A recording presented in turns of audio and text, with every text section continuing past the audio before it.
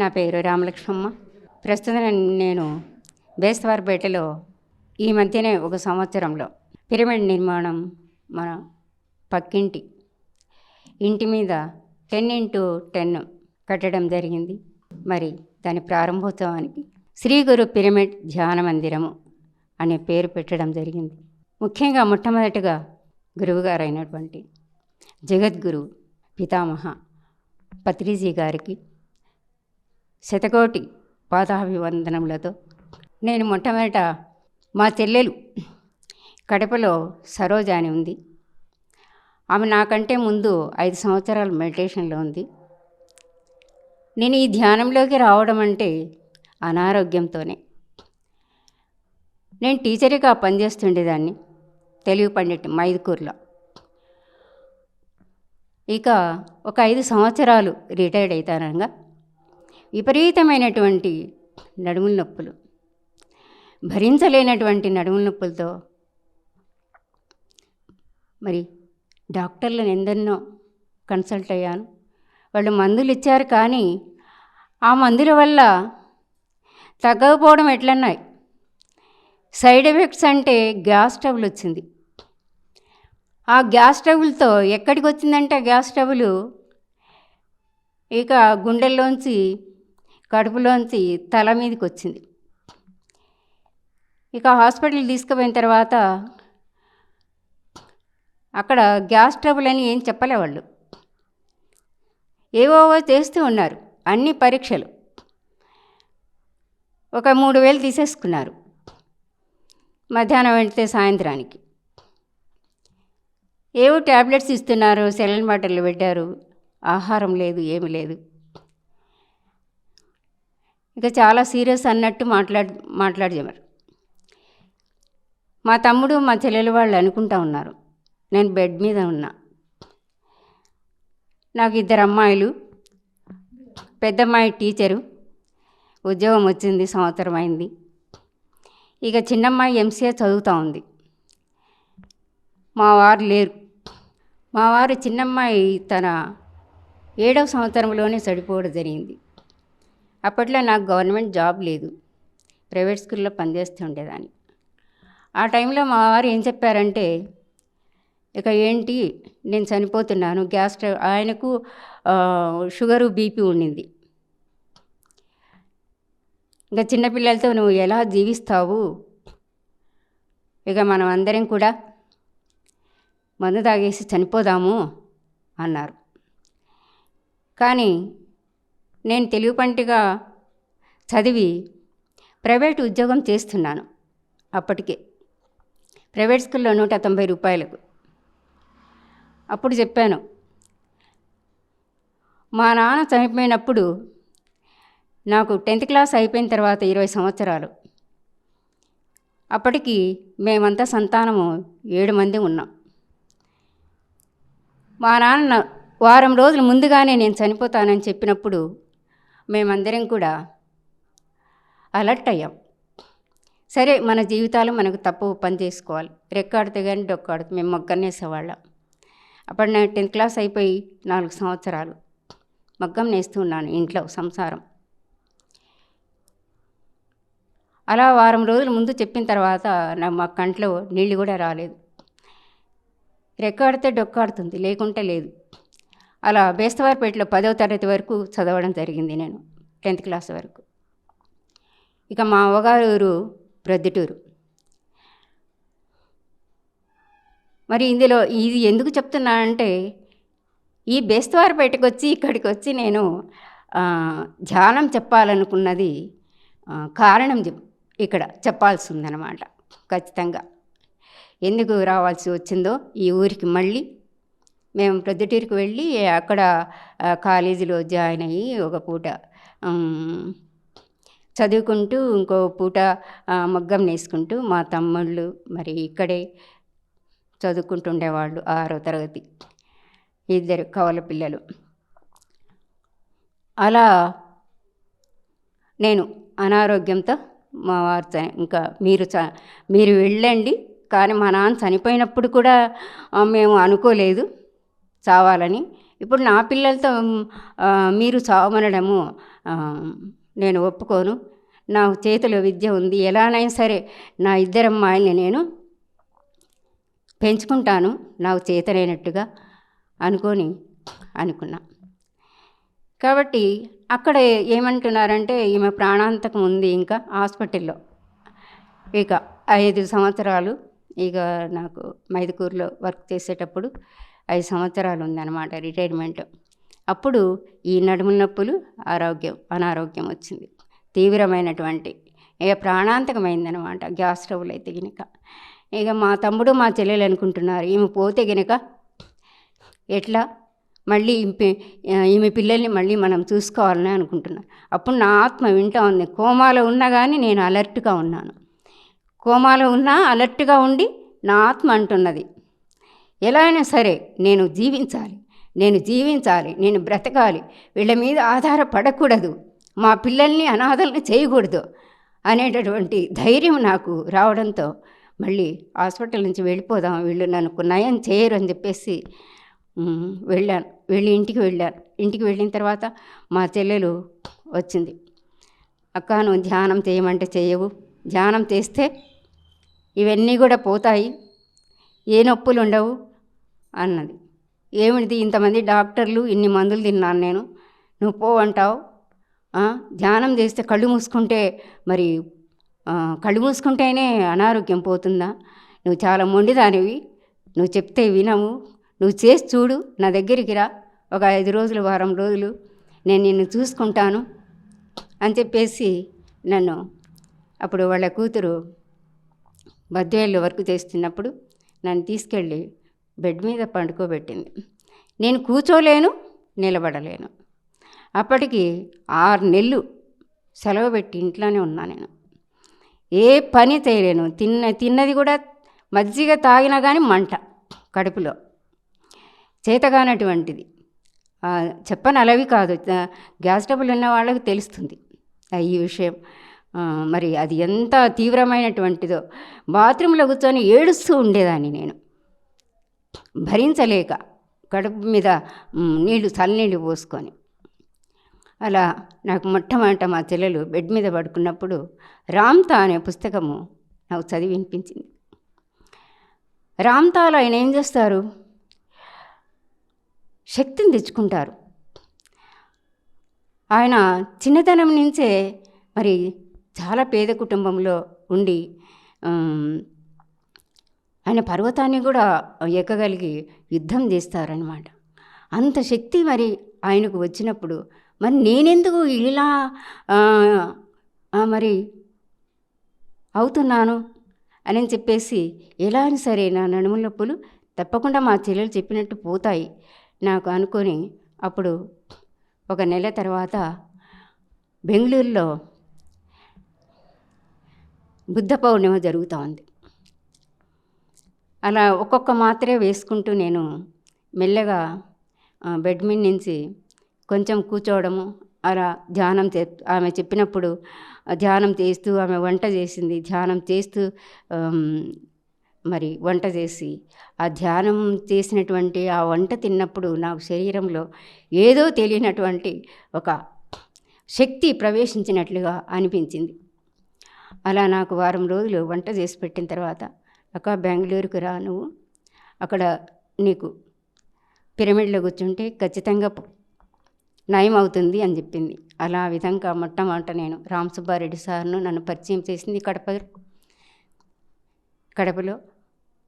ఆయన మరి నువ్వు రామ్మ, పిరమిడ్లో కూర్చొని ధ్యానం చేస్తే నీకు నొప్పులన్నీ తగ్గిపోతాయి, నమ్మకం పెట్టుకో అని అన్నారు.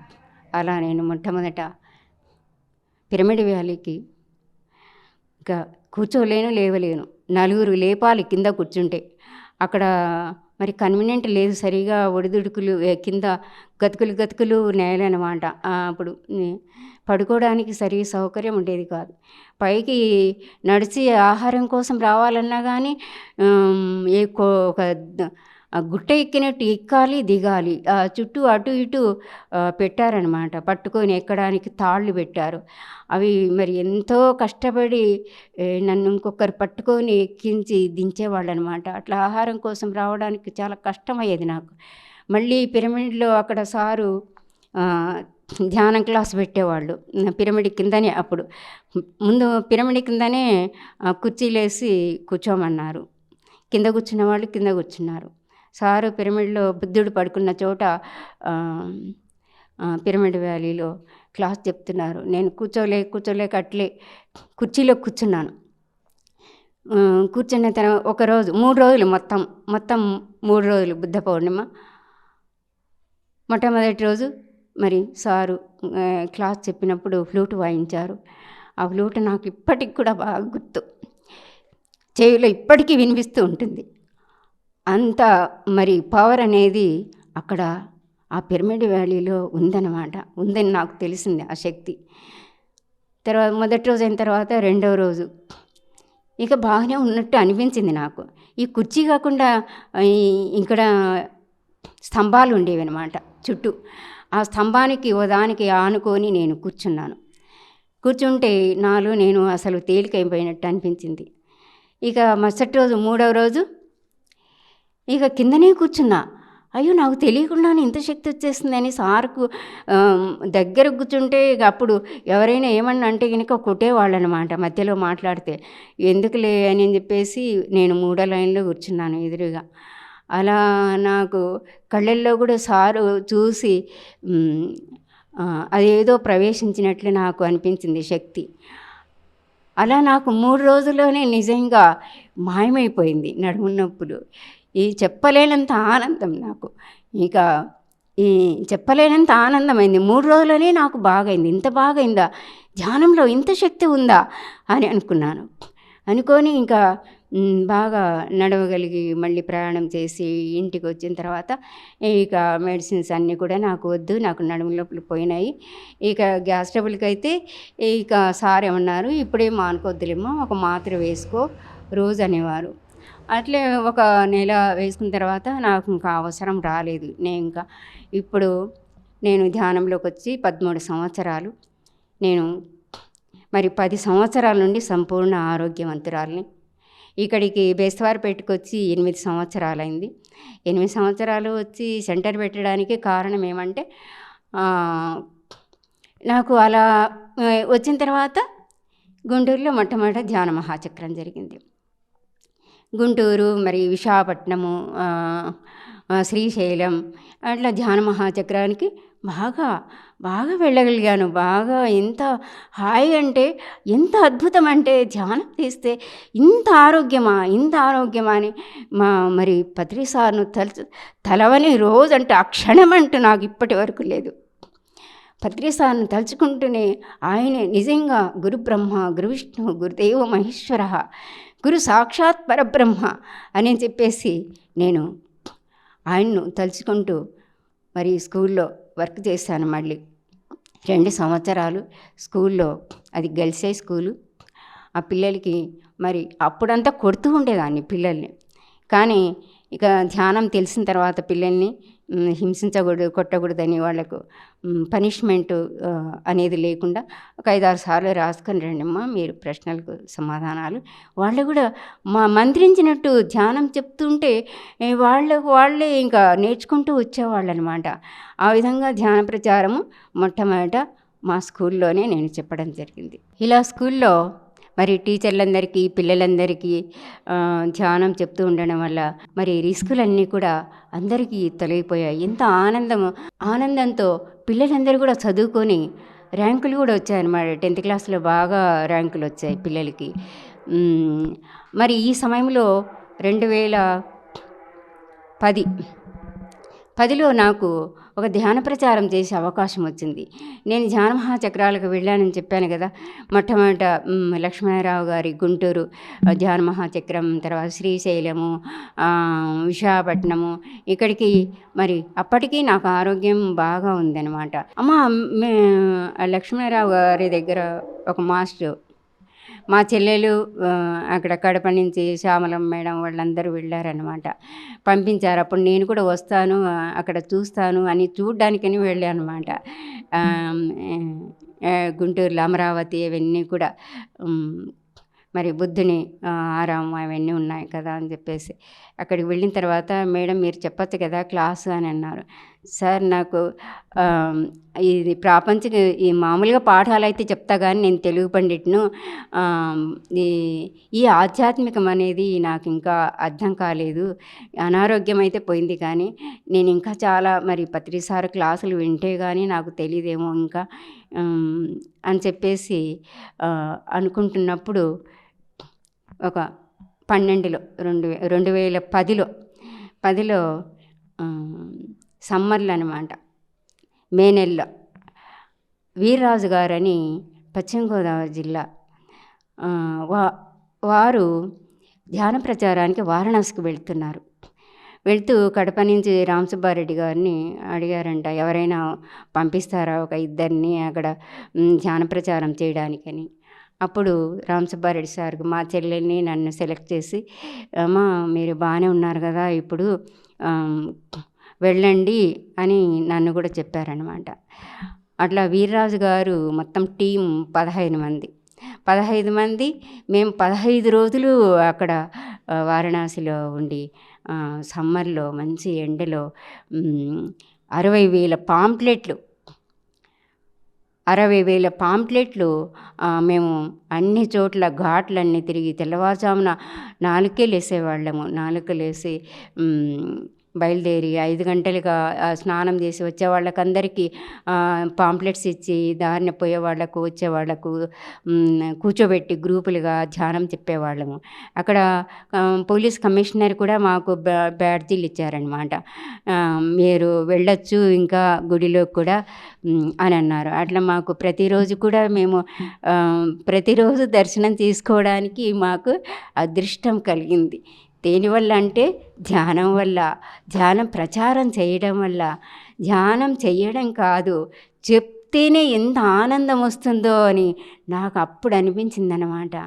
ఆ శివదేవుని దగ్గర కూర్చొని మరి కొంతమందిని గ్రూప్ కూర్చోబెట్టి ధ్యానం చెప్పి వాళ్ళు వెళ్ళిపోయిన తర్వాత నేను ధ్యానంలో కూర్చుంటే నాకు అప్పుడు అనిపించింది, నువ్వు ఉపవాసం మౌనం ఉండాలి అని చెప్పేసి. అక్కడ వారణాసికి వెళ్ళిన తర్వాత కాశీకి ఎవరో ఒకరు ఏదో ఒకటి వదిలేస్తూ ఉంటారంట అని అనుకుంటా ఉన్నారు వాళ్ళు. కానీ నాకేమనిపించిందంటే మౌనం ఉండాలి అని అనిపించింది. ఇక అప్పటి నుంచి ప్రతి సోమవారం కూడా ఇప్పటి వరకు అంటే 10 సంవత్సరాలైంది, ప్రతి సోమవారం కూడా మౌనం ఉండడం జరుగుతూ ఉంది. ఆ మౌనం అనేది ఎంత అద్భుతం అంటే, ఓసారి పుస్తకాలు తటవర్తిరావు గారు పంపించమని అడిగినప్పుడు ఆయన మరి పుస్తకాలు తెచ్చి ఇక్కడ బేస్తవారిపేటలో సెంటర్ పెట్టినప్పుడు పంచుతూ ఉంటాను అనమాట. ధ్యాన జగతి పుస్తకాలు, రకరకాల పుస్తకాలు. నాకు పుస్తకాలు ఇవ్వడం అంటే చాలా చాలా ఇష్టం. చదవడం అంటే ఎంత ఇష్టమో ఇవ్వడం అంటే ఇంకా అంతకంటే ఇష్టం అనమాట. అట్లా పుస్తకాలు తెప్పించి ఇచ్చేటప్పుడు రాఘవరావు గారు అన్నారు, ఏంటమ్మా అంటే పలకలేదు. ఏంటమ్మా మౌనమా, పక్కన ఎవరికన్నా ఇవ్వండి అని అన్నారు. ఇక అప్పటి నుంచి మనకు కడతాల్లో కూడా ఆయన మౌన ధ్యానాలు పెట్టడం నాకు తెలిసింది. మరి మౌనం అనేది ఎంత గొప్పది అనేది తెలిసింది. అయితే 2012 ఇక ధ్యాన ప్రచారం అక్కడ అయిపోయిన తర్వాత ఇంటికి వచ్చిన తర్వాత ఇంకా నాకు 2 ఏండ్లు సర్వీస్ ఉంది కదా. ఈ 2 ఏండ్ల సర్వీసులో ఇంకా అప్పుడప్పుడు ప్రొద్దుటూరులో క్లాసులు జరుగుతూ ఉంటాయి అన్నమాట. ప్రొద్దుటూరులో క్లాసులకు ధనలక్ష్మి మేడము, జయ మేడం ఇలా కొంతమంది పరిచయం అయ్యారు. వాళ్ళ క్లాసులకు వెళ్తూ ఉండేదాన్ని. అలా 2012కు కడతాలకు బయలుదేరినమాట. కడతాల్లో మా వాళ్ళని ఇంకా ఇద్దరిని పిలుచుకొని కడతాలకు 2012కు వచ్చాను. ఈ మధ్యలో నాకు ఏం జరిగిందంటే సెలవులు వచ్చాయన్నమాట. మే నెల సెలవులు వచ్చినప్పుడు ఇక రిటైర్డ్ అయిపోతాను నేను. ఇంకా వచ్చే నెలలో రిటైర్డ్ అవుతాను జూన్లో. జూలై 1కు జూలై 2కు నందవరంలో గురు పౌర్ణమి ఉందన్నమాట. అంతకంటే ఒక నెల రోజులకి ముందే నేను ధ్యానంలో ఉన్నప్పుడు 7 గంటలకు ధ్యానంలో రాత్రి కూర్చున్నాను బియ్యం కడిగిపెట్టి. ఇక లేచి అది చూస్తే మరి 12 అయింది. అయ్యో! 5 గంటలు నేను ధ్యానంలో ఉన్నానా? మరి ఆ స్థితిలో నాకు ఒక మధ్యలో ఏం జరిగిందంటే కూర్చున్నాను నేను. మరి ఆకాశమంత ఎత్తు నా ఆరా నాకు ఆరా అని కూడా తెలీదు. శ్రీకృష్ణుడు ఏ విధంగా సినిమాలో ఒక విశ్వరూపం దాల్చి ఉన్నారో నాకు అలా నేను విశ్వరూపం దాల్చినట్టు కూర్చొని నాకు అనిపించింది. అంత ఎత్తుకు ఉన్నాను నేను అని అనిపించింది. ఎందుకు ఇలా వచ్చిందని నేను మళ్ళీ మా చెల్లెలకి చెప్పాను. అక్క నువ్వు గొప్ప మాస్టర్ అవుతావు అక్క నిజంగా. అంటే అంతమందికి నువ్వు చెప్పగలుగుతావేమో నువ్వు ఇంకా అని అన్నది. అప్పుడు నాకు మరుసటి రోజు మళ్ళీ అనిపించింది. అంటే నేను అంతకుముందు 5 ఏళ్ల క్రితము నాకు నడుముల నొప్పులు కూడా రాకముందు నేనేమనుకుంటున్నానంటే రిటైర్డ్ కాకముందు 5 సంవత్సరాలు నా జీవితాన్ని డిసైడ్ చేసుకున్నా. ఇక మా పిల్లలు ఇద్దరు, ఒక అమ్మాయి టీచర్, ఒక అమ్మాయి ఎంసీఏ చదువుతుంది కదా, ఇద్దరికి ఉద్యోగాలు వస్తే పెళ్ళిళ్ళు అయిపోతే కనుక ఇక మా ఆయన కూడా లేరు కదా, ఎవరు లేరు. మా అమ్మ ఉండేది కానీ మా తమ్ముడి దగ్గరికి వెళ్ళిపోయింది. నేను ఇంకా వచ్చే పెన్షన్తో మా పిల్లల దగ్గర కూడా లేకుండా ప్రశాంతంగా నేను ఏదైనా ఒక ఆశ్రమంలో ఉండాలని డిసైడ్ చేసుకొని అందరికి కూడా చెప్పేదాన్ని స్కూల్లో. నేను ఇంకా రిటైర్డ్ అయిపోతే ఎవరి దగ్గర ఉండదలుచుకోలేదు. ఎందుకంటే మా అమ్మ ఉండి అవస్థలు పడింది కదా అందరి దగ్గర. వాళ్ళు చేసి పెడితే కనుక చెయ్యలేక ఇలా అనుకుంటుండేదన్నమాట. అలా అనుకున్న దాన్ని ఏమైంది, నాకు ఉన్నట్టుండి ఆ రోజు రాత్రి ఆ విశ్వరూపంలాగా కనపడిన రోజు పత్రి సార్ కనపడినారు నాకు. నువ్వు ఏంటి ఎక్కడికో వెళ్తావా, ధ్యానం చెప్పు నువ్వు అని అన్నారు. మరి ఎక్కడ ధ్యానం చెప్పాలి, ఎక్కడికి వెళ్ళాలి నేను? ఇక్కడ ప్రొద్దుటూరులో అందరూ ఉన్నారు కదా మాస్టర్లు అందరూ అని అనుకున్నా. అప్పుడు మరుసటి రోజు సారు మరి ఎవరి ఊళ్ళు వాళ్ళు బాగు చేసుకోవాలి, ఎవరి ఊళ్ళో వాళ్ళు ధ్యానం చెప్పాలి, బాగు చేసుకోవాలి అనేది ఎప్పుడో చెప్పినటువంటి వాక్యము నాకు ఆ రోజు గుర్తొచ్చింది. ఇలానా, అయితే మా ఊరు ఏ ఊరు అని అనుకున్నప్పుడు నాకు ఎప్పుడు కూడా ఈ బేస్తవారపేటనే గుర్తు. నాకు ఇక్కడ 10వ తరగతి వరకు చదివాను. చిన్నప్పటి నుంచి ఇక్కడే నాకు అన్ని పరిసరాలన్నీ కూడా మొత్తం ఊరంతా కూడా బాగా 15 సంవత్సరాల వరకు ఇక్కడే ఉన్నాను నేను. నాకు ఈ ఊరే గుర్తు. కాబట్టి ఏం చేశాను, మళ్ళీ మరుసటి నెలలో ఒక ఆదివారం సెలవు వచ్చినప్పుడు బెస్తవారపేటకు వచ్చాను. మా చెల్లెలికి చెప్పాను, అక్క ఇలా నాకు వచ్చింది, మరి బెస్తవారపేటలో ధ్యానం చెప్పాలని, మరి ఒకసారి చూసొద్దామా ఆ ఊరిను, ఎవరైనా సెంటర్ పెట్టారేమో, ఎవరైనా ధ్యానం చెప్పారో లేదో అడిగి కనుక్కుందామని చెప్పేసి నేను మా చెల్లెలు ఇద్దరం బయలుదేరి బెస్తవారపేటకు వచ్చాం. ఇక్కడ మా అక్క కొడుకు ఒక అబ్బాయి హోటల్ పెట్టుకున్నాడు అనమాట. అప్పుడు మా ఇంటికి వెళ్ళాం. మా ఇల్లు ఉంది. మా ఇల్లు ఎలాంటిదంటే మా ఇంటి ఎదురుగా ఒక శివాలయం ఉందన్నమాట. చిన్నప్పటి నుంచి అక్కడనే శివాలయంలో ఆడుకుంటూ ఉండేవాళ్ళం. కాలువ పక్కన పారుతుండేది. ఆ నీళ్ళల్లో మేము మొహం కడుక్కొని అక్కడే కూర్చొని రాసుకొని చదువుకుంటూ చిన్నతనం అంతా కూడా చాలా చాలా హ్యాపీగా జరిగింది. ఎంత ఆనందం అంటే ఇక పొలాలు బాగా పండుతుండేవి, చెరువు నిండా నీళ్ళు ఉండేవి. మాకు ఎంత ఆనందం అంటే ఇక ఇప్పుడైతే కనుక అవన్నీ లేవు. కానీ అప్పుడు మా చిన్నతనంలో ఎంత మేము ఆనందాన్ని అనుభవించామంటే, మాకు తిండి లేకున్నా కానీ మాకు ఏవో వేపకాయలు తిని, చింతాకు తిని, అట్లా తిని బయట తిరుగుతూ ఉండేవాళ్ళం అనమాట. అయితే మా నాన్న ఒక గురువుగారి దగ్గర శిష్యుడు, వేదాంత లక్ష్మయ్య అని తాడిపత్రిలో ఉండేవారు. ఆయన తాడిపత్రి నుంచి మా నాన్న ఈ ఊరికి రావడం జరిగింది. అక్కడ మరి ఏదో మాకు తెలియదు. నా చిన్నతనంలో 4వ సంవత్సరం ఇక్కడికి అనమాట, బెస్తవారపేటకు. నాకు 4 సంవత్సరాలు సరిగ్గా గుర్తు కూడా లేదు. ఆ ఊరు గుర్తు లేదు.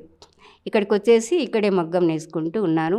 అయితే మా నాన్న శిష్యుడు అనమాట వేదాంత లక్ష్మయ్య దగ్గర. ఆయన ఒక సంవత్సరము వేదాంత లక్ష్మయ్య గారు తాడిపత్రిలో మౌనం ఉన్నారంట ఒక సంవత్సరం అంతా. అప్పుడు నాకు రెండవ సంవత్సరమో ఏమో ఓ సంవత్సరం ఉన్నారు. అప్పుడు నన్ను ఎత్తుకున్నారంట. అమ్మ ఎంత బాగుంది, జ్ఞానవంతురాలు అవుతుంది అన్నారంట ఆయన చేతిలోకి తీసుకొని. అందుకే నేనేమో నాకు మరి మౌనం ఉండాలని అనిపించింది. నాకు గుర్తొచ్చింది మా నాన్న చెప్పిన మాటలు మళ్ళీ నాకు విన్నాను. భగవద్గీత నా చేత నన్ను 3వ తరగతిలోనే మా నాన్న భగవద్గీత, ఉపనిషత్తులు, నారాయణ శతకము ఇవన్నీ చదివింపజేసేవాడు. మా తమ్ముళ్ళు ఉయ్యల్లో పడుకుంటే నేను నారాయణ శతకం అంతా మొత్తం చెప్పేదాన్ని. శ్రీరమా హృదయేశ్వర భక్తజన చిత్తజలరుహ భాస్కర కారుణ్య రత్నాకర నీవే గతి కావవే నారాయణ అంటూ మరి పిల్లల్నిద్దరు కవలి పిల్లలు, మా తమ్ముళ్ళు ఇద్దరు చిన్నపిల్లలు. అప్పుడు నాకు 8 సంవత్సరాలు ఏమో ఉంటాయి. నారాయణ శతకం మొత్తం పాడి వినిపించేదాన్ని అనమాట. అలా మరి ఆధ్యాత్మికం అంటే అది ఆధ్యాత్మికమని కూడా మాకు తెలియలేదు. కానీ మా నాన్న ఎంతవరకు చెప్పారంటే శ్లోకాలు ఏదో నాకు ఇంకా ఊహ తెలియదు కాబట్టి భగవద్గీత చదవమనేవారు, ఉపనిషత్తులు చదవమనేవారు. తత్వోపనిషత్తులు మొత్తం ఒక బైండింగ్ దాంట్లో ఉండేవన్నమాట. అలా నేను ఇప్పుడు మా ఇంట్లో ఉపనిషత్తులన్నీ కూడా తెచ్చుకున్నా. మా ఇంట్లో ఇప్పుడు పెద్ద లైబ్రరీ ఉందన్నమాట. అలా మరి గడిచినటువంటి జీవితము అలా రిటైర్డ్ అయిన మరుసటి రోజు ఇక్కడికి వచ్చాం కదా. ఇక్కడికి వచ్చిన తర్వాత సరే ఇక్కడ ఎవరు సెంటర్ పెట్టలేదు బేస్తవారిపేటలో. సరేక మరి నువ్వు మళ్ళీ వచ్చేద్దాంలే, మళ్ళీ మనము ఇల్లు చూసుకుందాము, మళ్ళీ వచ్చేసి ఇప్పటికైతే ఈ సెంటర్ లేదన్నారు కదా, సరే వచ్చేద్దావులే నువ్వు అని చెప్పేసి అనుకున్నాను అనమాట. అనుకుని ఇక ప్రొద్దుటూరుకి వెళ్ళిపోయిన తర్వాత నా రిటైర్డ్ అయిన నాకు రిటైర్డ్ అయిన 1వ తేదీ 2వ తేదీ గురు పౌర్ణమి పత్రి సారు మరి నందవరంలో అక్కడికి వెళ్ళడం జరిగింది. అక్కడ అయిన తర్వాత ఇక కడతాలన్నమాట. కడతాలకు రావడానికి కడతాలు వెళ్ళాము. కడతాలు మేము ఇక్కడ డిసెంబరు 15నే చేరామన్నమాట. డిసెంబర్ 15న ఇల్లు చూసుకొని ఇక్కడ మాట్లాడుకొని అద్దెకు తీసేసుకొని మేము మళ్ళీ వస్తాము అని చెప్పేసి కడతాలకు వెళ్ళాల్సి ఉంది అని చెప్పేసి ఇక కడతాలు అప్పుడు 11 రోజులు అప్పుడు 21వ తేదీ నుంచి 30వ తేదీ వరకు మొత్తము అన్ని రోజులు కూడా 11 రోజులు అక్కడ కడతాల్లో ఉండడం జరిగింది. మరి పత్రి సారు క్లాసులు అంటేనే ఇంకా చెవి కోసుకుంటా. ఇప్పటికి కూడా నేను ఆ సెల్లులో మరి రోజు మార్చి రోజు క్లాసులు వస్తూ ఉంటాయి సారు. ఇక అన్ని పనులు ముగించుకొని గబగబ పనులైనా పక్కన పడేసిన సరే ముందు సారు క్లాసు వినాలి. అలా సారు క్లాస్ కోసమనే నేను తప్పించిపోయేదాన్ని. ఇప్పటికి కూడా ఆయన నోట్లోంచి వస్తే కనుక ఏది ఒక అక్షరం వస్తే ఒక వజ్రం, ఒక అక్షరం వస్తే ఒక పదం వస్తే ఇక ఏంలే ముత్యాల వరుస. నాకు అదే లోకం అన్నమాట. అలా మరి మా పెద్దమ్మాయికి పెళ్ళి అయిపోయింది, చిన్నమ్మాయికి పెళ్ళి అయిపోయింది, ఇద్దరికి పెళ్ళి అయిపోయాయి. ఆ అమ్మాయి బ్యాంకు ఉద్యోగము, చిన్నమ్మాయి పెద్దమ్మాయికి టీచర్ అనమాట. ఇప్పుడు వాళ్ళు హ్యాపీగా ఉన్నారు. చిన్నమ్మాయి మేనేజర్గా మరి అపాయింట్మెంట్ కూడా అమ్మాయి తిరుపతిలో వచ్చింది. వాళ్ళిద్దరు భార్యాభర్తలు ఉంటారు. ఆ అమ్మాయి బాగా ధ్యానం చేస్తుంది. ఇక సెంటర్ ఇక్కడ పెట్టడం జరిగింది. ఒక ఇల్లు తీసుకున్నాం. సెంటర్ అంటే బాడిగ్గా తీసుకున్నాం. ఈ వీధిలోనే ఇక్కడ మర్రి చెట్టు వీధి అని రామాలయం ఉంది. మాకు ప్లస్ పాయింట్ ఏమంటే నేను వచ్చిన తర్వాత ఇక్కడ రామాలయం అంతకుముందు నేను వచ్చిన తర్వాతనే వాళ్ళు వార్షికోత్సవం చేశారనమాట. వార్షికోత్సవం ఎప్పుడు నేను జనవరి 26వ తేదీ క్లాస్ మొదలుపెట్టాను. వీధిలో అందరు పిలిచి రండి ధ్యానం క్లాస్ ఉంది, మీరందరూ రావాలి, ధ్యానం చెప్తాను అంటే ఆ రోజు 3 గంటలకు ఎప్పుడు మీకు తీరుకుంటుందంటే 3 గంటలకు అన్నారు. సరే మేము ఆ రోజు 10 గంటలకు మొదలుపెట్టి 1 గంట క్లాస్ చెప్పేసి మా చెల్లెలు కూడా వచ్చింది. ఇద్దరం వచ్చాము. ఇద్దరం వచ్చేసి మరి ఒక 20-30 మంది వచ్చారు. వాళ్ళ క్లాస్ చెప్పడం జరిగింది. ఆ తర్వాత ఇంకా గుడిలో వార్షికోత్సవము ఫిబ్రవరిలో ఉంది. నేను జనవరిలో వచ్చాను. అలా ముందు మొట్టమొదట 41 రోజులు మొదలుపెట్టాం. 41 రోజులు ఇంటి దగ్గరికి వస్తున్నారు. గుడిలో కూడా వారానికి ఒకసారి అప్పుడప్పుడు వెళ్తుండే. అట్లా గుడిలో 41 రోజులు అయిన తర్వాత అప్పుడు రామ సుబ్బారెడ్డి సార్ను మరి కొంతమంది మాస్టర్లను పిలిచి ఈ ఊళ్ళో నాకు విశ్వం అనే అబ్బాయి పరిచయం అయినాడు. ఇక్కడ కంభంలో పిరమిడ్ రావు సారు, ఇక నెక్స్ట్ కొమరల్లో సుబ్బారావు సార్ గారు, ఈ ఊళ్ళో మరి విశ్వము కాశీనాథ్ విశ్వం ఇప్పుడు ఒంగోలులో ఉన్నారు. ఆయన అక్కడికి ట్రాన్స్ఫర్ అయిపోయి వెళ్ళిపోయారు. అప్పుడు కంభంలో ఉండేవాళ్ళు. ఇక మేమున్న ఇంటి వాళ్ళ బంధువులు అనమాట. ఓసారి వచ్చాడు, ఎవరు మీరు అంటే ఇట్లా ధ్యానం అవునా ధ్యానం నేర్పుతుంది, నేను కూడా ధ్యానం మాస్టర్ని, నేను క్లర్క్గా పనిచేస్తున్నాను ఇక్కడ గంజాగుళ్ళలో అని చెప్పేసి ఆయన 41 రోజులు వచ్చి ఆయనే క్లాస్ మెయింటైన్ చేస్తున్నారన్నమాట. ఇక్కడికి వచ్చిన తర్వాత నాకేం తెలియదుగా, ఇంకా క్లాసులు పెట్టడం అనేది తెలియదు, ఇంకా ధ్యానం కూడా పూర్తిగా క్లాసులు అనేవి తెలియదు. మామూలుగా అయితే పాఠాలు అయితే చెప్పగలను, కానీ ఈ ధ్యానం క్లాసులు ఇంకా ఎన్నో పుస్తకాలు చదవాలి. మరి మొట్టమొదట పిరమిడ్ వ్యాలీకి వెళ్ళినప్పుడు నేను ఒక యోగ ఆత్మకథ పుస్తకం కొనడం జరిగింది. ఒక మేడం చెప్పారు, నేను 9 సార్లు చదివాను అని. 9 సార్లు చదివితే ఆ పుస్తకంలో ఏముంది అని అనుకున్నా నేను. అనుకొని ఒక యోగ ఆత్మకథ మొట్టమొదట ఒక యోగ ఆత్మకథ పుస్తకం కొనడం జరిగింది. ఇక ఏం లేదు, చదువుతూనే ఉన్నాను. చదివేశాను. ఇంకా రిటైర్డ్ అయిపోయాను కదా. ఇక నాకు అప్పటి నుంచి ఆ పుస్తకం చదివినప్పటి నుంచి పుస్తకాలు కొనడం మీద నాకు ధ్యాస ఎక్కువైంది. పుస్తకాలు కొని మా చెల్లెలు కూడా కొన్ని పుస్తకాలు చిన్న చిన్న పుస్తకాలు నాకు తెచ్చిస్తుండేది అంతకుముందు, ధ్యానానికి ముందుగానే, ధ్యానంలోకి రాకముందు. ఆ విధంగా పుస్తకాలు అనేవి ఇక చదవడము మొదలుపెట్టాను. అలా చదివిన తర్వాతనే ఇక్కడికి వచ్చి 41 రోజులైంది. ఆ తర్వాత మేమందరము ఈ దత్తాత్రేయుని ఆ ఊరికి వెళ్ళారనమాట. అక్కడికి వెళ్ళిన తర్వాత తిరిగి వస్తున్నాం.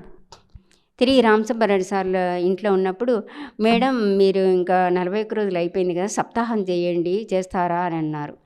అంటే ఓకే సార్, మీరు చెప్తే అది చేస్తాను నేను అని ముందు సార్ని అనుమతి వచ్చిన తర్వాతనే ఇక్కడ సెంటర్ పెట్టడం జరిగింది. సార్ నేను ఇట్లా సెంటర్ పెట్టాలనుకుంటే, ఓకే అమ్మ, ఇంకా అంతకంటే కావాలన్నా ఇంకా ఈ జీవితానికి మంచి నిర్ణయం తీసుకున్నారు, వెళ్ళండి అని అన్నారు. అట్లా ఆశీర్వాదం తీసుకొని ఇక్కడ సెంటర్ పెట్టడం జరిగింది బెస్తారపేటలో. అలా సప్తాహం మరి సంగీత బాబు గారు మాకు శాలువాలు, పాంప్లెట్స్ సప్లై చేశారన్నమాట, పంపించారు. ఇక్కడ మరి సప్తాహం ఒక్కొక్క రోజు ఒక్కొక్కరు మరి హైదరాబాద్ నుంచి, మళ్ళీ ప్రొద్దుటూరు నుంచి సుజనా మేడము, ఇక్కడ రావు సారు, ఇక్కడ సుబ్బారావు సార్ గారు, అప్పుడు ఇక్కడే ఉండేవాడు సుబ్బారావు సార్ గారు.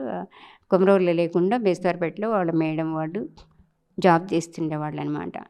అట్లా గైడెన్స్గా వాళ్ళు వచ్చి సప్తాహాన్ని విజయవంతంగా నిర్వహించడం జరిగింది. ఇక అది అయిన తర్వాత ఇక స్కూళ్ళకు వెళ్ళాలనుకున్నాను. నేను టీచర్ని కదా, నేను ముందుగానే ప్లాన్ అనమాట.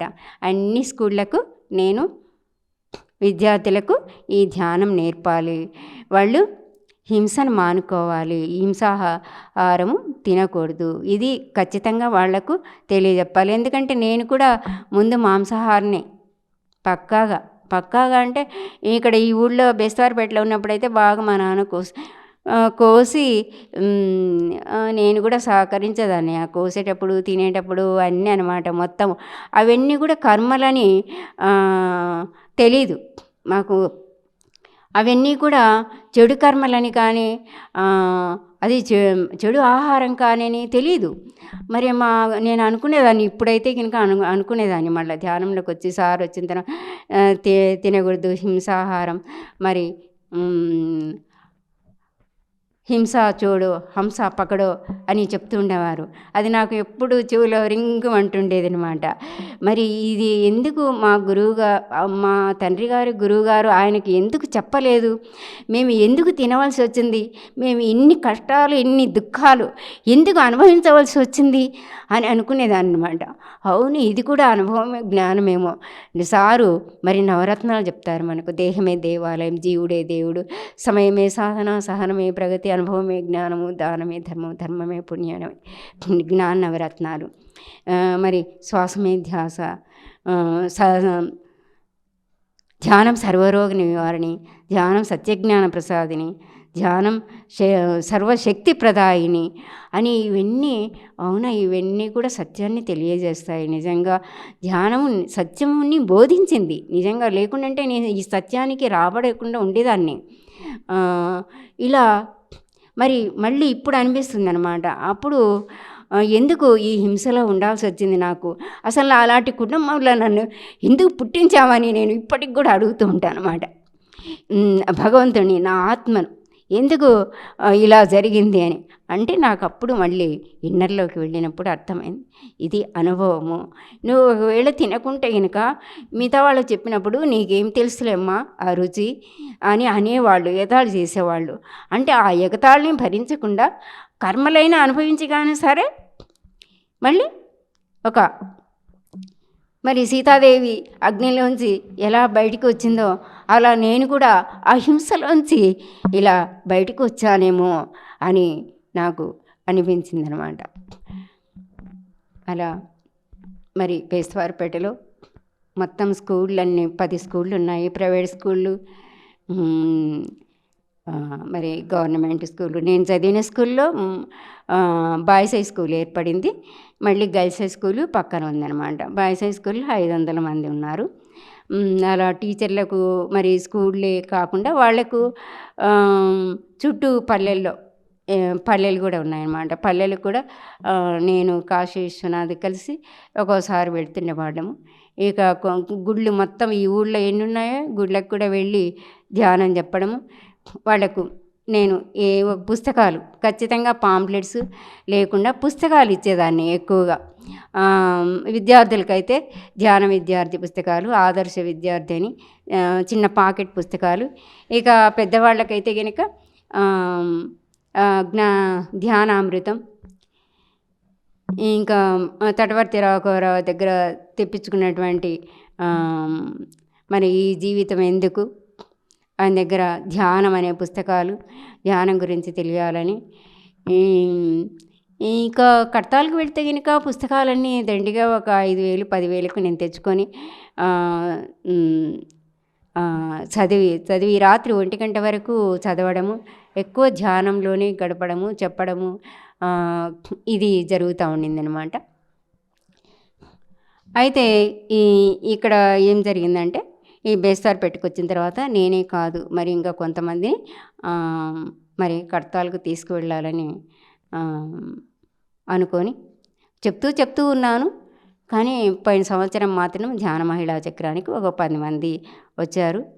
అంతకుముందు ఇద్దరు అబ్బాయిలని తీసుకొని రావడం జరిగింది. బ్రహ్మం, ధనేంద్ర అనే 2 అబ్బాయిలు వంట చేస్తారు వాళ్ళు. ధనేంద్ర అనే అబ్బాయి ఏమో పూజారి. అప్పటికి నేను వచ్చేటప్పటికి ఆ అబ్బాయికి 10 సంవత్సరాలు, ఇప్పుడు 18 ఏళ్ళు 20 ఏళ్ళు దగ్గర వచ్చాయి. కానీ ఇంకొక అబ్బాయి బ్రహ్మం అనే అబ్బాయి మాత్రము ITI చదువుతూ ఉన్నాడు. వాళ్ళిద్దరిని కూడా నేను ధ్యాన మహిళా చక్రం కంటే 3 సంవత్సరాల ముందే తీసుకురావడం జరిగింది. వాళ్ళు ఇక్కడ క్యాటరింగ్ చేసేవాళ్ళు. సేవాదళ్ళు వచ్చాను మళ్ళీ ఇక్కడ పిరమిడ్ వ్యాలీలో మొట్టమొదట హంపన్న గారు వాళ్ళు 4 ఏళ్ల క్రితం పరమేశ్వరరెడ్డి గారు వాళ్ళతో కనబడి, సార్ మేము కూడా సేవాదళ్ళలో చేరుతామన్నప్పుడు మరి పిరమిడ్లో తెల్లవారుజామున 4 గంటలకి వెళ్ళేసి వాళ్ళందరినీ లేపడము మాకు ఆ డ్యూటీ ఇచ్చారు. సార్ నేను పిరమిడ్లో అయితే కనుక అందరినీ లేపి వాళ్ళ ధ్యానం కూర్చోబెడతాను. సార్ క్లాసు 6 గంటలకి 5 గంటలకి వాళ్ళను లేపేసి 6 గంటల క్లాస్ ఉంటుంది పంపించడము. మరి నేను 3 గంటలు కూడా 4 గంటలు అలాగే నిలబడేదాన్ని. 9 మళ్ళీ డ్యూటీ ఎక్కేంత వరకు వాళ్ళు ఒక్కోసారి వాళ్ళు 9:10కి వస్తారు మళ్ళీ నా స్థానంలోకి. అంతసేపు 5 గంటలు కూడా నేను నిలబడే ఉండేదాన్ని. అయినా నాకు ఏమి అనిపించేది కాదు. అసలు ఎంత తేలిగ్గా అంటే శరీరము పిరమిడ్లో అంత శక్తి ఉంటుందా అని నాకు. మరి అక్కడ 3 రోజులు పిరమిడ్ వ్యాలీలో నేను సేవాదళ్ళలో చేరి చేయడం జరిగింది. మళ్ళీ కడతాల్లో కూడా పిరమిడ్లో 2 రోజులు అక్కడ కూడా వర్క్ చేశాను. ఈ పిల్లలు కూడా ఇద్దరిని పిలుచుకుపోయినప్పుడు క్యాటరింగ్ వద్దులేండి, మీరిద్దరూ ఉన్నారు అక్కడ, మీరు బాల వికాస్‌కు వెళ్ళండి అని చెప్పేసి వాళ్ళిద్దరిని బాల వికాస్‌కు పంపడం జరిగింది. బ్రహ్మము ధనేంద్ర అనే అబ్బాయిలిద్దరిని. వాళ్ళిద్దరు కూడా అక్కడ వెళ్తూనే ఆడ కటౌట్లు అవన్నీ ఫ్లెక్సీలు కట్టడము చాలా బాగా చేశారనమాట. చేసి స్టేజీ కూడా అక్కడ బాగా నిర్మాణంలో కూడా చేసిన తర్వాత మొట్టమొదట సార్తో వాళ్ళు పత్రి సార్ వచ్చి షేక్ హ్యాండ్ ఇచ్చారనమాట. మొట్టమొదట వాళ్ళని అభినందించారు. అలా ఇప్పటికి కూడా అప్పటి నుంచి ఇంతవరకు ఈ పిరమిడ్ నిర్మాణంలో కానీ, ఎక్కడైనా ధ్యాన ప్రచారాలకు వెళ్ళడం కానీ, వంటలు చేయడం కానీ, వాళ్ళు పౌర్ణమి అమావాస్య ధ్యానాలు పెడుతున్నాం మేము. సంవత్సరం నుంచి కూడా ఇక్కడ పిరమిడ్ కట్టి సంవత్సరం అయింది. ఇక రేపు 11వ తేదీ అక్టోబర్ 11వ తేదీ వార్షికోత్సవం కూడా జరుగుతూ ఉంది. మరి ఈ వార్షికోత్సవం మేము ఘనంగా నిర్వహిస్తున్నాము. లాక్డౌన్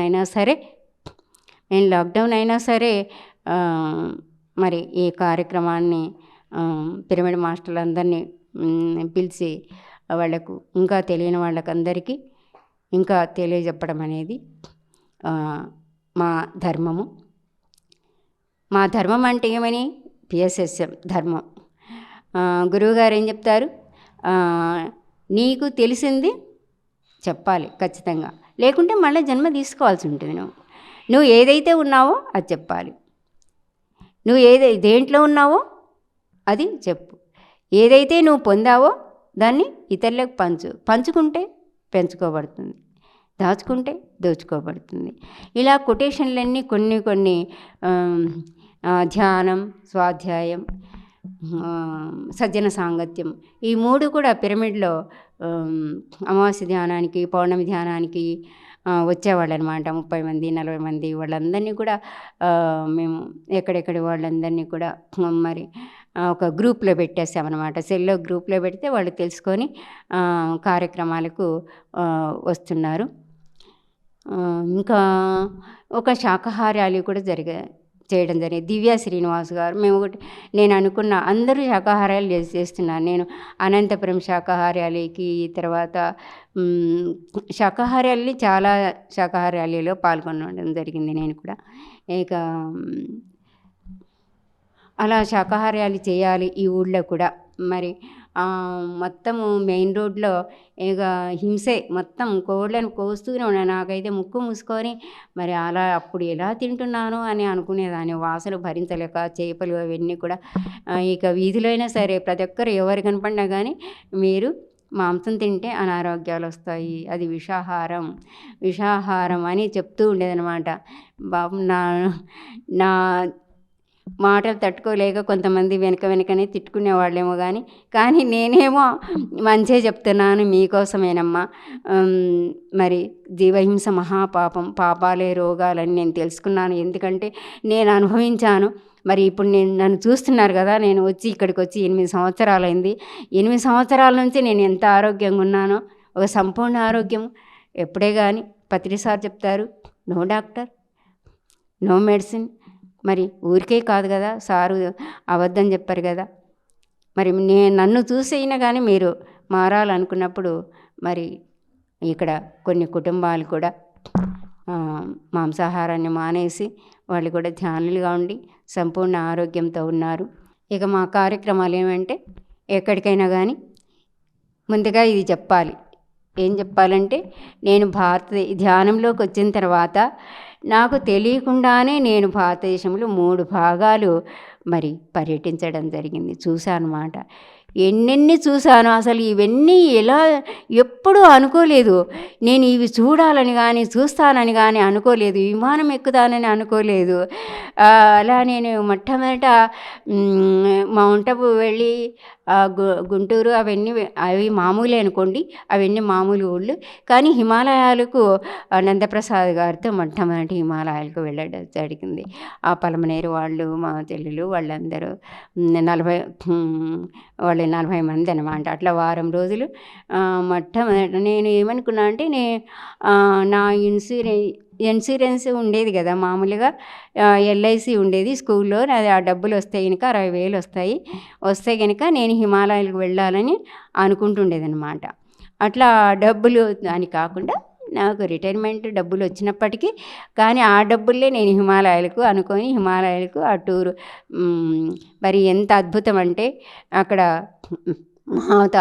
మహావతార బాబాజీ గుహ చూడడం జరిగింది. ఇంకా మహావతార బాబాజీ పిరమిడ్ నిర్మాణం చేస్తున్నారు అక్కడ స్వామీజీ గారు. వాళ్ళ దగ్గరికి వెళ్ళాము. ఆయన క్లాస్ ఇచ్చారు మాకు. ఇక పిరమిడ్కు మహావతార బాబాజీ గుహకు వెళ్ళేటప్పుడు దారిలో నాకు ఒక అనుభవం చెప్పాలి నేను అనమాట. మహావతార బాబాజీ గుహకు వెళ్ళేటప్పుడు గుహ వచ్చింది. ఇక వెళ్ళి మామూలుగా దారిలో ఆయన చేసుకున్న ధ్యానం చేసిన స్థలం ఉందన్నమాట మహావతార బాబాజీ. అక్కడ అందరూ ఒక అరగంట ఇక్కడ విశ్రాంతి తీసుకుందామని చెప్పేసి కూర్చున్నారన్నమాట. కూర్చున్నప్పుడు నేను కూర్చున్నాను. అందరూ కూర్చున్నారు. ధ్యానంలో ఒక 15 నిమిషాలు ధ్యానం చేద్దామన్నారు. సరే అని నేను కూడా ధ్యానంలో కూర్చున్నాను. ధ్యానంలో కూర్చుంటే నేను ఇంకా శివలింగం అయిపోయానమాట. నాకు అనిపిస్తూ ఉంది ఒక రాతి లింగాన్ని అయిపోయాను నేను. ఆ తర్వాత ఏమైంది, ఒక 5 నిమిషాల్లో మంచులింగంగా మారిపోయాను. ఇదేంటి, నాకేమో ఆత్మ ఎరుక ఉంది, శివలింగం అయిపోయినట్టు గుర్తుంది, మళ్ళీ ఒక మంచులింగాన్ని అయిపోయాను. ఎరుక ఏమో ఉంది నాకు. ఇంకా అందరు లేచిపోయేది కూడా ఎరుక ఉంది. నేను లేవాలనుకుంటా ఉన్నా, కానీ లేవడానికి నాకు లేవలేకపోతున్నా. ఎలా లేవాలో అర్థం కావడం లేదు. లింగాన్ని అయిపోయాను కదా నేను, మంచులింగాన్ని అని చెప్పేసి అనమాట. అప్పుడు ఎవరు అంటున్నారు, మా చెల్లెలు కూడా వచ్చింది, మీ అక్క చూడు ఇంకా కూర్చొని ఉంది, లేపుకొని రా అని అన్నది. అంటే నాకు ఆ మాటలు కూడా వినిపిస్తూనే ఉన్నాయి, కానీ నేను లేవలేకున్నా. మళ్ళీ వచ్చి మా చెల్లెలు నా భుజం మీద చేయేస్తూనే చల్లగా అనిపించింది. అంటే నేను శివలింగాన్ని అయిపోయాను కదా అని అనమాట. అది గొప్ప అనుభవం, నాకు ఇప్పటికి కూడా గొప్ప అనుభూతి అనమాట. అలా మేము మరి గుళికరాళ్ళల్లో వెళ్ళాలి కదా, మరి నడుముల నొప్పులు ఏం లేవుగా నాకు, ఇంకా ఏం లేవు. బాగా ఆ గుండ్రాళ్ళల్లోనే బాగా మరి ఆ శక్తి ఎలా వచ్చింది, మరి ధ్యానం వల్లనే కదా వచ్చింది నాకు. మరి ధ్యానం లేకుండా అంటే కనుక అన్ని ఊళ్ళు తిరిగేదాన్ని కాదు. మళ్ళీ గుహలో తపస్సు చేసుకున్న తర్వాత మళ్ళీ ప్రథమ కైలాస్కి వెళ్ళామన్నమాట. మన సార్ ప్రథమ కైలాస్కి తీసుకెళ్ళారు. మీ ఇక్కడి నుంచి పైకి వెళ్ళాలి, మరి ఏం తినకూడదు, టీ ఒకటి తాగాలని చెప్పేసి సార్ 6 గంటలకే బయలుదేరి 8 గంటలకు అక్కడి నుంచి పైకి వెళ్ళాలన్నమాట. వెళ్ళగలిగిన వాళ్ళు మాత్రమే పైకి రండి అని. నాకేం అనిపించాల, నేను నడుస్తాను పైకి, ఏం కాదు నాకు అని చెప్పేసి అట్లా మరి ఏం తినకుండానే ఆయన మధ్యలో ఈశ్వరుని గురించి నందప్రసాద్ సారు గొప్ప అనుభవము. ఆయన క్లాసులు చెప్పుకుంటూ ఓం నమః శివాయ అనండి, ఏమి మనసులో పెట్టుకోకూడదు, మాట్లాడకుండా రావాలి అని పైకి పోయిన తర్వాత ప్రథమ కైలాసు పైకి 1 గంటకు వెళ్ళాము. అక్కడ మరి పార్వతీదేవికి ఈశ్వరుడు ఉపదేశం ఇచ్చారంట, దేవదారు వృక్షం కింద. మరి ఎంత భాగ్యమో అనిపించింది. అక్కడి నుంచి చూస్తే పక్కన కొండ, ఈశ్వరుడు తలభాగము పడుకున్నట్టుగా నాకు అనిపించి నేను ఫోటో కూడా తీశాను, ఉంది నాకు ఇప్పుడు ఫోటో కూడా. కొండ ఈశ్వరుని తలభాగం వరకు పెద్ద కొండ నాకు కనపడింది అనమాట. అలా మరి ఆ టూరు ముగించుకున్న తర్వాత మళ్ళీ ఇంకా అవకాశం వచ్చింది నాకు. మళ్ళీ ఇంకోటి ఏంటంటే, అది అయిపోయిన తర్వాత ఇక అంతకుముందు కంచికి కూడా వెళ్ళడం జరిగింది. నేను ఇంకా రిటైర్డ్ కాకముందే కంచిలో 3 రోజులు పత్రిసారి క్లాస్ పెట్టారు ఆ సునీత మేడం, చెన్నై మేడం. అందుకనే చెన్నై మేడం ఇప్పుడు నాకు చాలా గుర్తు. మేడం సునీత మేడం మళ్ళీ ఒకసారి తిరుపతిలో మౌన ధ్యానం తడవర్తి రాఘవరావు గారు పెట్టినప్పుడు నేను 5 రోజులు వెళ్ళాను. మా అమ్మాయి ప్రెగ్నెంట్, అప్పుడు చిన్నమ్మాయి ప్రెగ్నెంట్, అంతకుముందు అబార్షన్ అయి ఉండింది. అప్పుడు ఆ అమ్మాయి కూడా 5 రోజులు మౌన ధ్యానం ఉండి మంచి పాప, ఇప్పటికీ 5 సంవత్సరాలు, చాలా హెల్తీ అనమాట. మా అమ్మాయి చాలా హెల్తీ, ఏ అనారోగ్యం లేదు. అట్లా మెడిటేషన్ చేసి మౌన ధ్యానంతో ఆ పాపను మళ్ళీ నెక్స్ట్ రెండో పాప మళ్ళీ ప్రెగ్నెన్సీ అయిన తర్వాత ఆ అమ్మాయిని బెంగళూరులో కాన్ఫరెన్స్ జరిగిందనమాట. గ్లోబల్ కాన్ఫరెన్స్ జరిగింది 3 ఇయర్స్ బ్యాక్ 2 ఇయర్స్ బ్యాక్ అనుకుంటా. ఆ అమ్మాయికి 7 మంత్. అప్పుడు గ్లోబల్ కాన్ఫరెన్స్కి రామ్మా, చాలామంది శాస్త్రవేత్తలు వస్తారు. నాకేం ఇంగ్లీష్ రాదు కానీ కొంచెం వచ్చు. 10th క్లాస్ వరకే కదా చదివిన, తర్వాత తెలుగు పండుగ చదివాను అనమాట. ఆ ఇంగ్లీష్ ఎప్పుడో ఏదో కొంచెమే వచ్చు నాకు. నువ్వు అటెండ్ కా, ప్రెగ్నెన్సీ ఉన్నావు కదా, పాప నీకు గొప్ప శాస్త్రవేత్త పుడుతుంది అక్కడ, అన్ని క్లాసులు వింటే గనక. అలా మా చిన్నమ్మాయికి మరి పాప పుట్టింది. ఆ అమ్మాయి ఎంత హెల్తీ, ఎంత యాక్టివ్ అంటే నిజంగా మేము చూడనే లేదనమాట. అట్లాంటి అమ్మాయి మరి అప్పుడు హిమాలయ యోగిని వచ్చారనమాట. సారుకు పితామహ అనే బిరుదు ఇచ్చారు అప్పుడు. ఆ కాన్ఫరెన్స్ జరిగినప్పుడు పిరమిడ్ వ్యాలీలో బెంగళూరులో పితామహ అనే బిరుదు ఇచ్చారు. అక్కడికి నుంచి వచ్చిన తర్వాత ఇక్కడ మేము శాకాహార్యాలు విద్యార్థులతో 500 మంది విద్యార్థులు అనమాట. 3 స్కూళ్ళు, girls high school, boys high school, ఇక కస్తూర్బా స్కూలు, 3 స్కూళ్ళల్లో కూడా విద్యార్థులు మరి టీచర్లు అందరూ వచ్చి, వైదేహి మేడం వచ్చారు నంద్యాల నుంచి సత్యం సారు వచ్చారు. నంద్యాల నుంచి ఇక్కడికి పవన్ కుమార్ అని మరి కరెంటు దాంట్లో పనిచేస్తాడనమాట, విద్యుత్ సబ్ ఇంజనీర్గా. ఆయన పరిచయం అయ్యారు. ఆయన ఆధ్వర్యంలో వైదేహి మేడం, సత్యం సారు, శ్రీనివాస్ దివ్య గారు వీళ్ళు వచ్చారనమాట. వీళ్ళ ఆధ్వర్యంలో మేము బాగా ఘనంగా 500 మందితో శాకాహార్యాలు చేయడం జరిగింది. మరి అప్పుడు ఎంతోమంది విద్యార్థులు కూడా మరి పాల్గొని, మాకు తెలియదు ఈ మాంసాహారం విషాహారం అని, మేము ఇప్పటి నుంచి గుడ్డుతో సహా మేము మానేస్తామని వాళ్ళు ప్రమాణం కూడా చేశారు విద్యార్థులు. నాకు ఇంకా అంతకంటే ఏం కావాలా, ఎంతో సంతోషం అనిపించింది వాళ్ళ మాటలు వింటూ ఉంటే. నా జీవితం ధన్యమైంది నిజంగా. మరి ఏదైతే మనము ఒక లక్ష్యం అనేది తప్పకుండా పెట్టుకోవాలి. ఎవరి జీవితమైనా సరే ఒక లక్ష్యం అనేది తప్పకుండా ఉండాలి. మరి నేనైతే అనుకున్నాను, ఇక జన్మ ఉండకూడదు. మరి ఈ జన్మలో ఏం చేయాలో మరి మనం సిద్ధంగా ఉంటే మనకి ఏవైనా వస్తాయని నేను తెలుసుకున్నాను. మనం సిద్ధంగా ఉండాలి. మనం సిద్ధంగా ఉంటే మనకు ఏం చేయాలో వస్తాయి. అందుకని పత్రిసార్ చెప్తూ ఉంటారు, సంకల్ప శుద్ధి ఉండాలి ముందు, తర్వాత సంకల్ప శక్తి వస్తుంది, సంకల్పం సిద్ధిస్తుంది. అలా మరి నా జీవితంలో, నా విషయంలో అయితే నేను ఏదైతే సంకల్పం మరి శుద్ధితో పెట్టుకున్నానో మరి ఆ సంకల్పం నెరవేరింది. ఇప్పుడు కనీసం నేను ఈ ఊరికి చాలామందికి తెలియదు, కొత్త అంటే. అప్పుడు చిన్నప్పుడు ఎప్పుడో తెలిసిన వాళ్ళందరూ కూడా వాళ్ళు కాలమైపోయారు, లేరు. మరి ఇక్కడ ఉన్న వాళ్ళందరూ కొత్త వాళ్ళైనా కానీ నన్ను ఆదరించినారు ఈ బెస్తవారపేటలో. ముఖ్యంగా వీళ్ళకందరికీ నేను పేరు పేరున ధన్యవాదాలు చెప్పాలి. ఇప్పటికి 7 సంవత్సరాలు, 8వ సంవత్సరం ఇది. మరి ఇక్కడ ఈ వీధిలోనే ఉంటున్నాను బాడుగకు.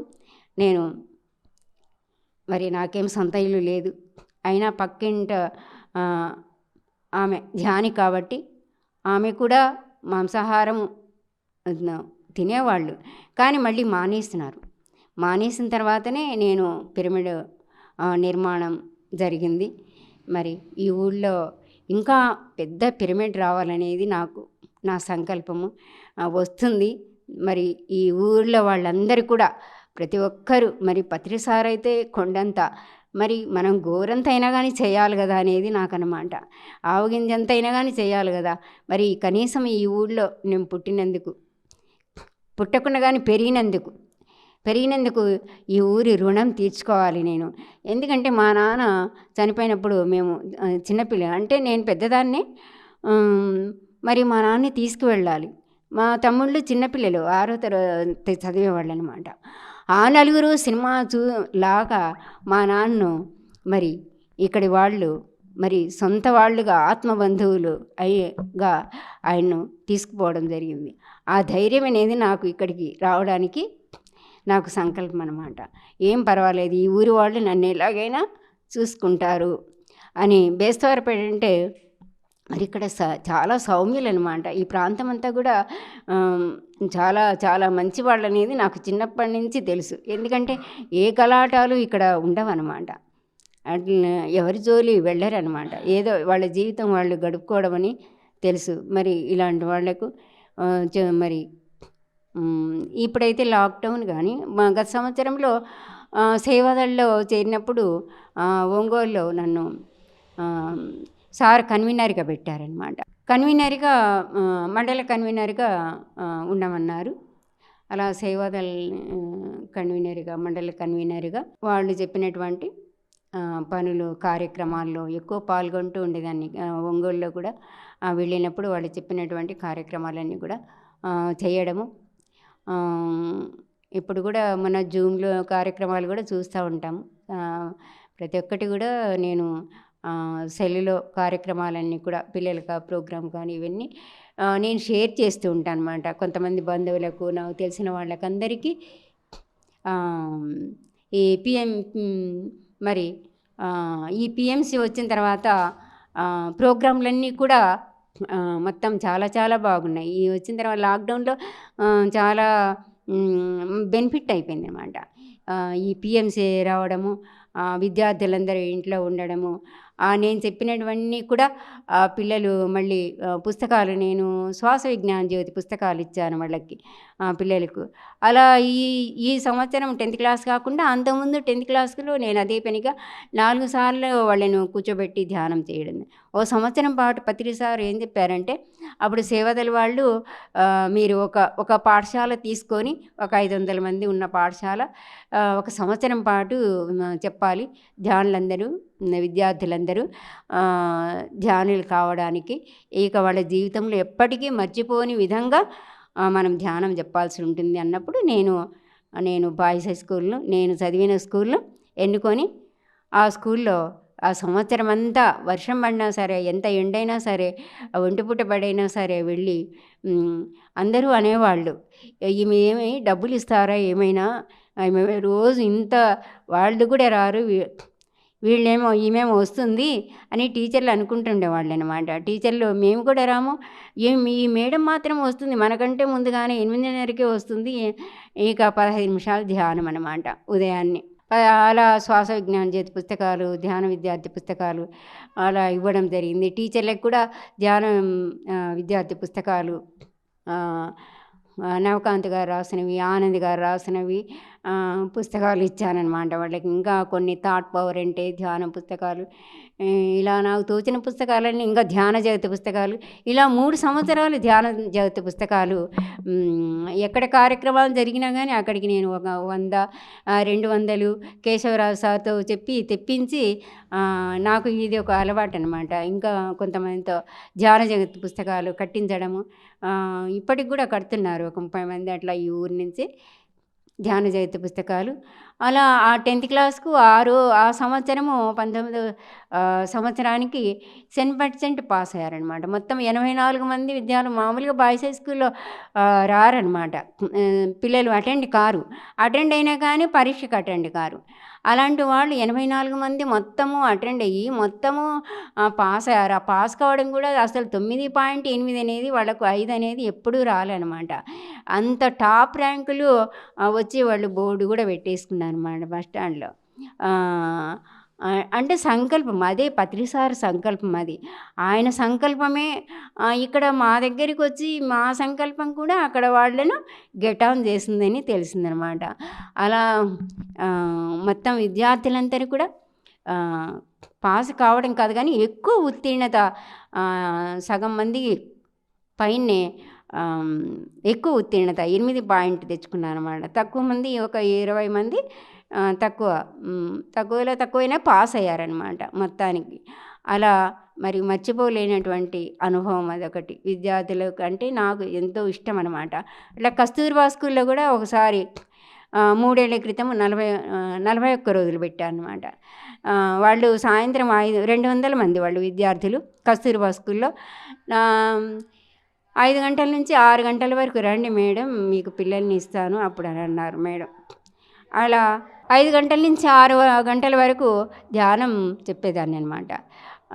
మళ్ళీ అక్కడ కూడా పిల్లలు మాంసం మానేసి, గుడ్లు మానేసి ఒక శాకాహారమే అని గట్టిగా చెప్పినప్పుడు వాళ్ళు కూడా అవును మేడం, మాకు కూడా అలానే అనిపిస్తుందని చెప్పేసి వాళ్ళకు పిరమిడ్ క్యాపులు ఇచ్చానమాట. నేను క్యాపులు ఒక 1000 క్యాపులు తెచ్చి స్వాతంత్ర్య దినోత్సవం రోజు వాళ్ళ క్యాపులు ఇచ్చి క్యాప్ పెట్టుకొని వాళ్ళ శాకాహార్యాలు చేశారనమాట. అందరూ వింతగా చూశారు, ఇదేంటి ఈ క్యాపులు కొత్తగా ఉన్నాయి, శ్వాసమేం ధ్యాస, మరి శాకాహారం, అమృతాహారం ఇలాంటివన్నీ కూడా క్యాపులు వాళ్ళకు ఇవ్వడం జరిగింది. ఇవన్నీ కూడా మరి చేస్తూ ఉన్నప్పుడు ఆనందం అనేది చెప్పలేనటువంటిది. మరి దాన్ని అనుభవిస్తేనే తెలుస్తుంది. కానీ ఒక లడ్డు అనేది మనం చూస్తాము, కానీ తీయగా ఉంటుందని తెలుసు, కానీ తింటే తెలిసేది. అలా నేను ధ్యానము చేసి ఆరోగ్యాన్ని పొందాను. మరి ఈ ఆరోగ్యం అనేది అందరికీ తెలియజెప్పాలి. ఈ ఆరోగ్యం ఒకటే కాదు, ఎంతో శక్తి వస్తుంది, ఎంతో మనకి ఏది కావాలనో అది వస్తుంది. చేయవలసినవి చేస్తే పొందవలసినవి పొందుతాము. ఇలా మరి ఇలాంటివన్నీ కూడా ఈ ధ్యానం వల్లనే జరిగింది. మా ఇంట్లో పెద్ద లైబ్రరీ, లేని పుస్తకాలు అంటూ ఉండవు. మరి పెద్ద లైబ్రరీ, ఇల్లంతా కూడా ధ్యాన క్లాసులు. మరి పోయిన సంవత్సరం ప్రేమ్నాథ్ సార్ కూడా వచ్చి క్లాస్ పెట్టారు. ఇలా మారం సారు కూడా క్లాస్ పెట్టడం జరిగింది మాకు. గుడిలో మాకు గుడి అనేది ఒకటి ప్లస్ పాయింట్. అందరూ వచ్చి గుడిలో మైకు, మరి ధ్యానము, అక్కడ ఏ కార్యక్రమాలు జరిగినా కానీ ఒక 5 నిమిషాలైనా కానీ ధ్యానం చేపిస్తూ ఉండడం. ప్రతి శనివారము ధ్యానం క్లాస్ అనేది ఒకటి ఉంటుండేది. అలా బేస్తవారిపేట అంతా కూడా ధ్యానమయం కావాలి, శాకాహారమయం కావాలి అనేది నా యొక్క శ్వాస ఉన్నంత వరకు ఈ ధ్యానమే బోధిస్తూ జీవితాన్ని గడపాలని నేను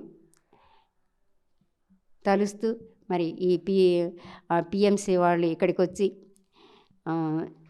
ఈ క్లాసులు ఇక్కడ కొంతమందిని తీసుకోవడం జరిగింది. వాళ్ళ అనుభవాలన్నీ చెప్పారు. మరి ఎన్నో ధన్యవాదములు అందరికి కూడా. ఇక్కడ పిఎంసి మరి టీం అంతా కూడా ఆ పిల్లలు చూస్తే నాకు ఎంతో ఆనందం వేస్తుంది. మా పిల్లలు ఎప్పుడు అలా అవుతారని చెప్పేసి నేను అనుకుంటా ఉన్నాను. ఆనంద్ కానీ నవకాంత్ కానీ వాళ్ళని చూసినప్పుడు అందరికీ పేరు పేరున కృతజ్ఞతలు. ధ్యాన జగత్తి కావాలనేది పత్రిసారి యొక్క సంకల్పం. మరి ఎవరికి వారు మరి ధ్యానము, శాకాహారము ఈ రెండు ప్రతి ఒక్కరికి చేరాలనేది పత్రిగారి సంకల్పం. మరి వారి అడుగుజాడల్లో నడవడం ప్రతి పిరమిడ్ మాస్టర్ యొక్క ధర్మము. అందుకని దానమే ధర్మము, ధర్మమే పుణ్యము, ధర్మో రక్షతి రక్షితః. ఎక్కడైతే కనుక ధర్మం ఉంటుందో అక్కడ మరి రక్షింపబడతారు ప్రతి ఒక్కరు. ధ్యానం గురించి మరి ఇంత వివరంగా చెప్పినటువంటి గురువుగారు మరి మన పత్రిసార్ తప్ప ఎక్కడా లేరు, ఎవ్వరూ లేరు. నేను కూడా ఎంతమందో ఉపన్యాసాలు వినడం జరిగింది. ఇంతటి గొప్ప గురువు మనకు దొరకడం అనేది చాలా చాలా అదృష్టము. ఎన్ని జన్మలు చేసుకున్న పుణ్యమో మనకు ఈ గురువుగారు దొరికినందుకు నా వరకు నేనైతే మా కుటుంబం అంతా కూడా ధ్యానమయమయ్యి ఈ ధ్యాన ప్రచారం చేస్తూ తరించాలనేది నా యొక్క ఆకాంక్ష. అలా రేపు 11వ తేదీ, రేపు అక్టోబర్ 11వ తేదీ వార్షికోత్సవం జరుగుతుంది. అప్పుడు మా కుటుంబాన్ని అంతా కూడా ఆహ్వానిస్తున్నాం మేము. వాళ్ళందరూ కూడా ధ్యానం చేసి ధ్యానం చెప్పాలి. ఆల్రెడీ మా చెల్లెలు పిల్లలు కూడా కల్పన అనే అమ్మాయి మరి కడపలో ఉంది. తను కూడా లైట్ వర్కర్స్ దాంట్లో పనిచేస్తూ ఉంది. పిఎంసిలో కూడా తను భాగస్వామ్యము. మరి ఇంతటి గొప్ప అవకాశాన్ని, ఆనందాన్ని అందించినటువంటి ఈ పిఎంసి వాళ్లకు నేను ధన్యవాదాలు తెలుపుకుంటున్నాను. Thank you.